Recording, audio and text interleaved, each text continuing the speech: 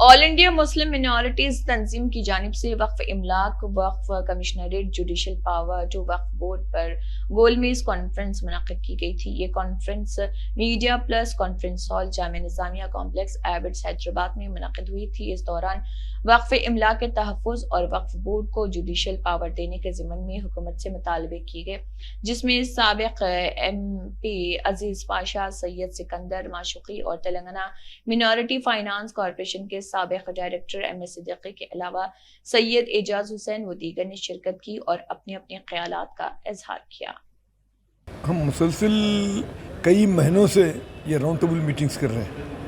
इसका एक ही मकसद है कि वफ़ की सियानत और उसकी हिफाजत जब भी मुमकिन हो सकती है जब से उसको जुडिशल पावर्स दिए जाए, चूँकि इससे पहले हमारे KCR साहब ने हमको वादा किया था, जैसा हिंदू एंडोमेंट्स को जुडिशल पावर्स दिए, कमिश्नरेट दिए, यहाँ भी देंगे।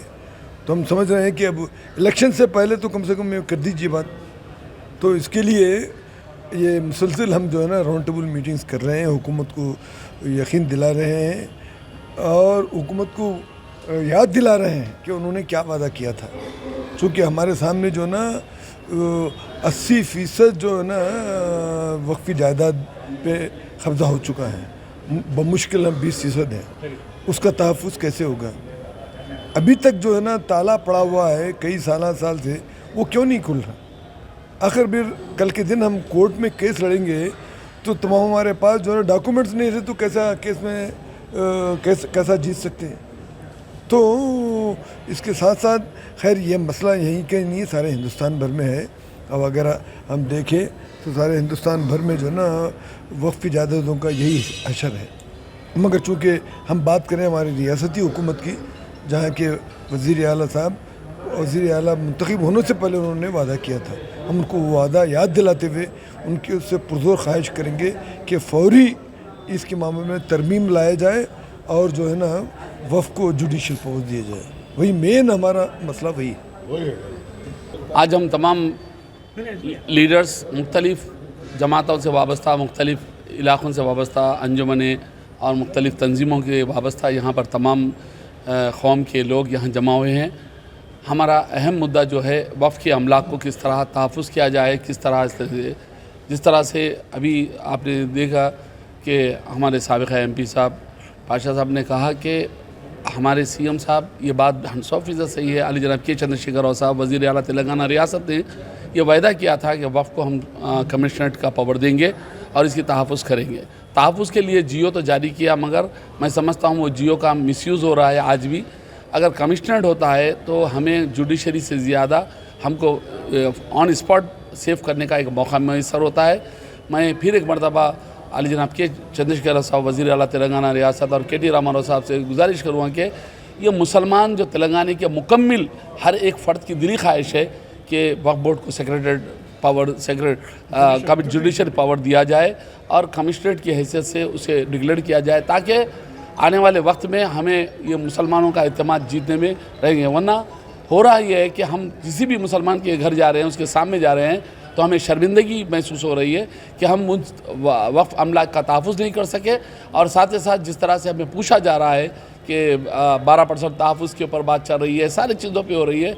मैं फिर एक मरतबा अपील करूँगा सरकार से और ख़ुसूसन अली जनाब के चंद्रशेखर राव साहब वज़ीर आला तेलंगाना रियासत से कि मुसलमानों के हुकूक़ भी जिस तरह आप दलितों के हुकूक़ दे रहे हैं, SC के दे रहे हैं, BC के दे रहे हैं, माइनॉरिटी के भी हुकूक़ की तरफ तवज्जो दे। और इनको 1 लाख रुपये या 2 लाख रुपये लोन की ज़रूरत ही है, मगर इन्हें वफ़ का तहफ़्फ़ुज़ बहुत ज़रूरी है इनके लिए।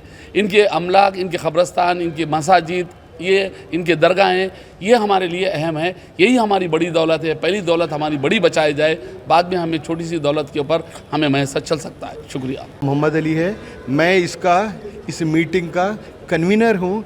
ये वक्फ जॉइंट एक्शन कमेटी बोल के JC बनाया गया, जिसके JC के सरपरस्त अजीज़ पाशा साहब, मोहम्मद अली आवाज़, MA सिद्दीकी, मुख्तार हुसैन और इंसाफ आवाज़, ऐसे सब ऑर्गेनाइजेशन मिलके यह महीने में एक बार राउंड टेबल लगाया जाता है,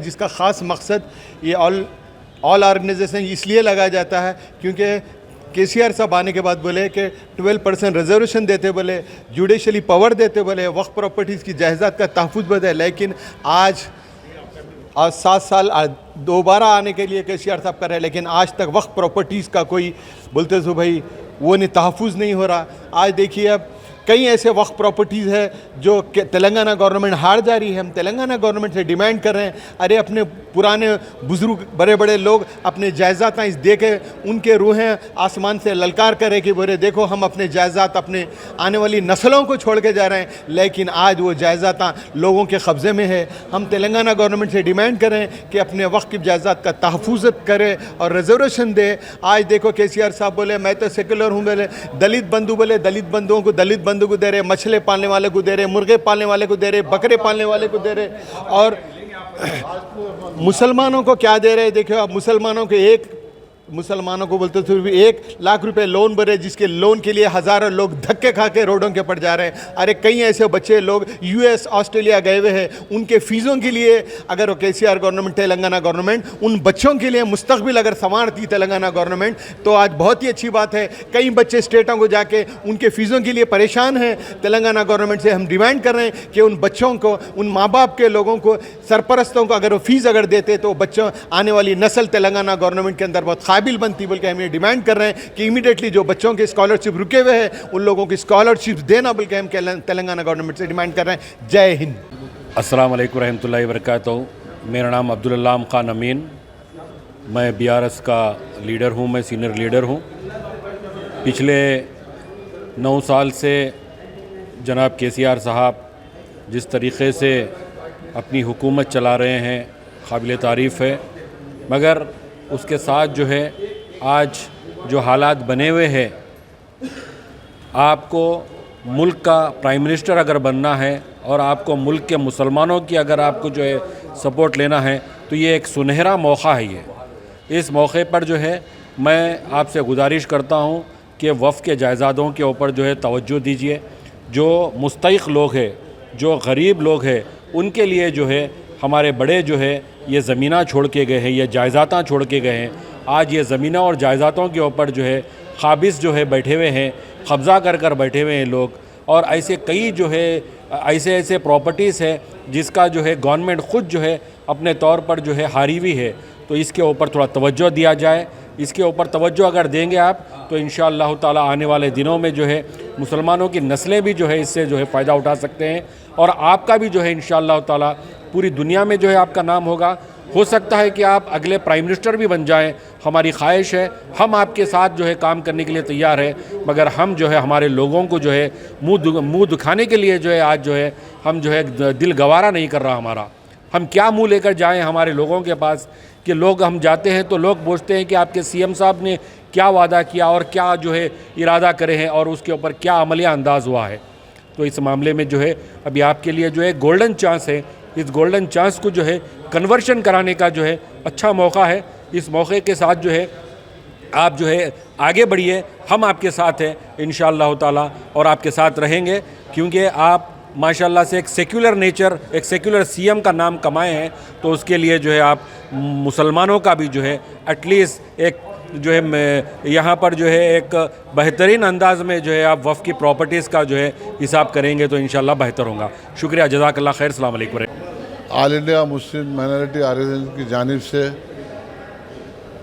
वक्फ बोर्ड के ताल्लुक़ से एक राउंड टेबल लगाया गया, जिससे अजीज़ पाशा साहब, MA सिद्दीकी साहब और हमारे इरशाद हुसैन साहब, तमाम बाकरी साहब, जो इनायत बाकरी साहब चेयरमैन साबिक़ा, ये तमाम लोग इधर जमा हुए। दिल्ली से भी कुछ एडवोकेट्स आए।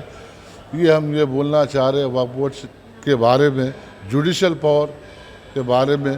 परसों CM साहब भी असम्बली में ये कहे कि मैं अब आइंदा असम्बली में जुडिशल पावर का अमल में लाऊंगा। ये जो वक्फ प्रॉपर्टी है जो कब्ज़ेदारों से भी मैं हासिल करके, इसके ऊपर वो गरीब गुलवा हैं, इनके ऊपर वो जो ज़मीन खींचकर गांधी अस्पताल बनाएंगे, स्कूल बनाएंगे, ऐसे मुख्तलिफ CM साहब भी बात करे। ये वक्फ बोर्ड जो वक्फ करे से वाले भी उन्होंने इसी तरीके से हमको ये जायदाद हमारे कन दिए, मगर मुख्तलिफ लोग इसके ऊपर कब्ज़ेदार है। मैं उसको दोबारा फिर इक़्तिदार पे आने से पहले ये सब जायदाद खींच कर जो वक्फ बोर्ड के हम जो गरीब आवाम हैं, ये आवाम जो मुसलमान दलित से भी बहुत बदतर है, इस वजह से रंगानाथ मिश्रा कमेटी की भी रिपोर्ट है, कल्चर कमेटी की भी रिपोर्ट है, उस रिपोर्ट के हिसाब से जो वक्फ बोर्ड के प्रॉपर्टियाँ हैं उसको मुसलमानों के 100 गज बनाकर उनको किराए पे दिए तो वो मुसलमान किराया नहीं दे सकते, इनको तो भी हैंड ओवर करो बल्कि ये डिमांड करते हुए आज राउंड टेबल तमाम पार्टी के लोग, कांग्रेस, टीआरएस, तमाम पार्टी के लोग एक जमा होकर माइनॉरिटी बड़ा एक राउंड टेबल लगाया गया। इस वजह से जो मुसलमानों की वक्फ प्रॉपर्टी है वो प्रॉपर्टी के ऊपर सही तरीके से इस्तेमाल होना चाहिए। गरीबों के लिए जो बड़े बड़े सरमायादारों ने कब्ज़ा करके रखे, केसीआर साहब बोले वो फिर मैं दोबारा उनसे मैं खींचकर वक्फ प्रॉपर्टी को, जो वक्फ प्रॉपर्टी अभी बची 30% बची 30%, वो 30% के ऊपर भी जो मुसलमानों के कुछ काम आए उससे कारनामे अगर हुकूमत करी, अस्पताल बनाना चाहिए, स्कूल बनाना चाहिए, जिससे ये वक्त के जो भी इसकी आमदनी आती गरीबों तक पहुंचना चाहिए। गरीबों के बच्चों के शादियों के लिए गरीब, और हमारे को स्कीमात की भी ज़रूरत नहीं है। अगर ये वक्फ प्रॉपर्टी पूरी खींचकर इसका अच्छा किराया दिए तो मुसलमान को किसी उसकी ज़रूरत नहीं होती। यही वक्फ प्रॉपर्टी के किराए से हर मुसलमान गरीब ही नहीं हो सकता। ये हम बार बार हुकूमत से मुताबिला कर रहे, डिमांड कर रहे। इसी वजह से अब ये जो राउंड टेबल लगाएगा, अगर इसके ऊपर अमलेवारी नहीं हुई तो हम इससे बड़ा धरना कर इंदिरा पार्कन जो धरना चौक कर धरना लगाने की भी हम 4 कमेटी डालकर इसकी भी बात कर रहे। इंशाअल्लाह अगर ये नहीं हुआ तो धरना भी करेंगे। रहमतुल्लाहि वबरकातुहू। आज यहाँ मीडिया प्लस पर ऑल इंडिया माइनॉरिटी ऑर्गेनाइजेशन की जानिब से जनाब सैयद अज़ीज़ पाशा साहब साबिक़ मेंबर ऑफ़ पार्लियामेंट की सरपरस्ती में एक वक्फ़ के तहफ़्फ़ुज़ की मीटिंग रखी गई है, जिसमें राउंड टेबल कॉन्फ्रेंस मुनक़िद की गई है, जिसके अंदर जनाब सैयद अज़ीज़ पाशा साहब और दिल्ली से कुछ आए हुए लोग हैं, जनाब मोहम्मद साहब, मुख्तार साहब और एम.ए. सिद्दीकी साहब और दिगर सोशल समाजी सियासी क़ायदीन यहाँ पर आए हैं। और इसका मकसद ये है कि अभी जैसा कि जनाब अली बाकरी साहब ने कहा और जनाब अज़ीज़ पाशा साहब एक्स MP ने कहा कि यकीनन हुकूमत तेलंगाना से अदबन हमारी भी गुजारिश है, क्योंकि मैं भी एक पार्टी का मेंबर हूँ, कि आज मुसलमानों के वक्फ़ के तहफ़्फ़ुज़ की हुकूमत को बहुत अशद ज़रूरत है। और मुसलमानों को 1-1 लाख 2-2 लाख देने से मुसलमानों के कोई हल होने वाले नहीं हैं मसाइल, बल्कि मुसलमानों को मुस्तकिल तौर पर रिजर्वेशंस की ज़रूरत है, मुसलमानों के लिए अच्छे दिन लाने की ज़रूरत है, मुसलमानों के लिए तेलंगाना में ख़ासकर विकास की ज़रूरत है। क्योंकि मोदी ना लाए लेकिन हमारे हरदिल अजीज़ चीफ मिनिस्टर जनाब के चंद्रशेखर राव साहब से हमारी अदबन गुजारिश है मीडिया के ज़रिए कि तेलंगाना के मुसलमानों का तहफ़्फ़ुज़ किया जाए, उनके लिए विकास का काम किया जाए, उनके लिए अच्छे दिन लाए जाए, ताकि यहाँ का एक असर सारे मुल्क पर पड़े। मोदी तो नहीं लाए, लेकिन आपसे हमारी उम्मीद है कि यकीनन मुसलमानों को जो सरकारी नौकरियां दे, मुसलमानों को जो है मुस्तकिल तौर पर दलित बंधु स्कीम में जिस तरीके से उनको दलितों को 10-10 लाख रुपए दिए जा रहे हैं, उसी तरीके से मुसलमानों के लिए भी कोई स्कीम दी जाए, ज़मीनें दी जाएँ, रोज़गार दिए जाएँ, ताकि मुसलमानों का वक्फ़ का भी तहफ़्फ़ुज़ और वक्फ़ की जो रियल आमदनी है वो मुसलमानों को मैसर हो सके। तो मैं मीडिया के ज़रिए इतना ही ख्वाहिश करूँगा कि के चंद्रशेखर राव साहब TRS के जो मुसलमान कायदीन हैं उनके साथ भी इंसाफ करें, और रियासत के मुसलमान जिस तरह हैं उनके साथ भी इंसाफ करें। और वक्फ़ के तहफ़्फ़ुज़ के लिए जो हम लोग ये आज प्रोग्राम रखे हैं जनाब सैयद अज़ीज़ पाशा साहब की सरपरस्ती में, उसके ताल्लुक़ से भी एक्शन ले, ताकि ये न्यूज़ आप तक आए और आपको यकीनन जो है वक्फ़ को जुडिशरी पावर दें, ताकि वक्फ़ बोर्ड को वक्फ़ बोर्ड और उसके अहदेदार बाआसानी और हक़ के साथ उसके ज़मीनों का तहफ़्फ़ुज़ कर सके, उसकी रिकवरी कर सके। Thank you very much. बिस्मिल्लाहिर्रहमानिर्रहीम। अभी आपने दुआ साहब से तफसीलात समात फरमाए, हम उन्हें दावत देकर तेलंगाना के लिए बुलाया। यहाँ पे जो नाइंसाफ़ियाँ हो रहे हैं, जैसे कि कई जलसे जुलूस वक्फ प्रॉपर्टी के बारे में चल रहे हैं, उसी सिलसिले में भी बुलाया। और साथ ही साथ हमारे TRS के CM साहब ने ऐसे जियोस पास करके जो ख़ास तौर से माइनॉरिटी के 3 लाख करोड़ की जायदादें, 3 लाख करोड़ से एकड़ से ज़्यादा जायदादें हैं, उसको हड़प कर रहे हैं। तो हम उसकी निकाल कर हम सुप्रीम कोर्ट में कुछ तैयारी कर रहे हैं। इसी सिलसिले में उन्हें बुलाया, वही काम चल रहा है, इसीलिए एक काम पे लगे हुए हैं। दुआ करिए। आप लोग की भी हेल्प होना चाहिए ताकि हर आदमी का एक अज़्म हो कि वक्फ प्रॉपर्टी को बचाएं और क़ानून को बचाएं, हिंदुस्तान को बचाएं। इसी सिलसिले में वो आए हैं, तो इनको दावत दे के बुलाया गया। जनाब, मैं डॉक्टर दुआ हूँ, ऑल इंडिया ह्यूमन राइट्स का नेशनल प्रेसिडेंट, और अब मैं 11 अगस्त से आपके तेलंगाना में हूँ। यहाँ सियासत असेंबली इलेक्शन होना है नवंबर के फर्स्ट वीक में। अक्टूबर में जो है आचार संहिता लग जाएगा, कोड ऑफ कंडक्ट होगा। यहाँ की जो सियासत है, यहाँ बीजेपी घुसना चाहती है। बीजेपी सियासत को घुस करके आपकी प्रॉपर्टी को, आपके हुकूक को, आपके जो बाकी जो ख्यालात हैं, जो यहाँ का एक जो अलग खासियत है हैदराबाद का, नवाबों का, उन सब को चकनाचूर कर करके यहाँ भगवा जो है झंडा फहराने की साजिश चल रहा है। और उस साजिश में बीजेपी बीएसआर को अपने साथ में लेने की भरपूर कोशिश कर रहा है। उधर ये शामली, क्या नाम है लड़की का, शर्मिला को वो टैग करके के कांग्रेस की तरफ ले जा रहा है। तो उस दोनों हालत में हमें लूटने का, तेलंगाना को बर्बाद करने का, इसके हक हकूक़ को मारने का ये साजिश चल रहे। तो मैंने कहा कि आप हुकूक के तरीके से जो यूथ लोग हैं, जो वुमेन औरतें हैं, छोटी पार्टियां हैं, इंडिपेंडेंट लोग हैं, उसके लिए all India human rights national party जो आपको दे रही है 2009 की, जो ह्यूमन राइट्स पे काम किया है, नो कास्ट नो कलर की बात किया है, उन तमाम को लेकर के हम लोग जो 119 कैंडिडेट उतारने जा रहे हैं कि हकूक़ की बात होगी। आज हमारे साथ जो ये वक्फ बोर्ड की जगह है, यहाँ पे दलाली नहीं चलेगा, यहाँ पे जो एजेंटगिरी नहीं चलेगा, जो लेता है, जो इनके साथ रहनुमा है, यही कहीं ना कहीं गलत है। और उससे थोड़ा निकल करके आए तो इसका जो कोर्ट में 3000 केसेज हैं उसको हम लोग क्लियर कराएंगे, हम आपके हुकूक दिलाएंगे, और हमें उसके लिए कुछ भी नहीं चाहिए। लेकिन आपको एजेंट से बाहर निकलना होगा, और इसकी एक और कमेटी होनी चाहिए जिसमें नौजवानों को, महिलाओं को, जो लीडर नहीं है उनको कोर कमेटी में रखे